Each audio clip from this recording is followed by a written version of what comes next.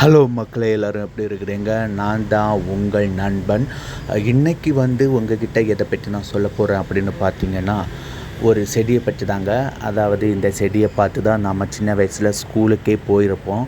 அப்படிப்பட்ட ஒரு செடி தாங்க இது. கரெக்டாக 8 மணி, 9 மணி, 10 மணி இந்த மாதிரி டைம் பூக்கக்கூடிய ஒரு செடி தாங்க. இந்த செடியை இப்போ பார்க்குறதே ரொம்ப அரிதான ஒரு விஷயமா இருக்குது. 90s கிட்ஸ்க்கு இந்த செடியை பற்றி தெரியாதவங்க இருக்கவே முடியாது.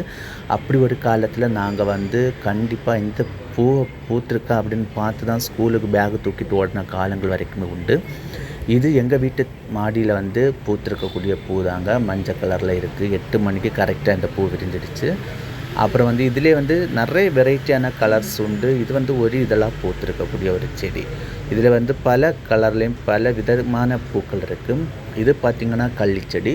இது கிராமங்களில் நிறைய நம்ம பார்க்கலாம். இந்த செடியை நிறைய வீட்டுக்கு வீடு நிற்கும். இது பார்த்திங்கன்னா ஒரு அழகு கார்டனில் சும்மா அழகுக்காக வைக்கக்கூடிய ஒரு செடி தாங்க. இது ஒரு பச்சளை செடி அப்படிங்கிற மாதிரி நம்ம சொல்லிக்கலாம். இது ஏன்னா இது நிறைய இரத்த காயங்களை போக்கக்கூடிய தன்மை இந்த இலைக்கு உண்டு. அப்படிப்பட்ட ஒரு செடி தான். அப்புறம் பார்த்திங்கன்னா இந்த 8 மணி பூ எப்படி இருக்குது அப்படிங்கிறத உங்களுடைய கருத்துக்களை பதிவு பண்ணுங்கள். நன்றி.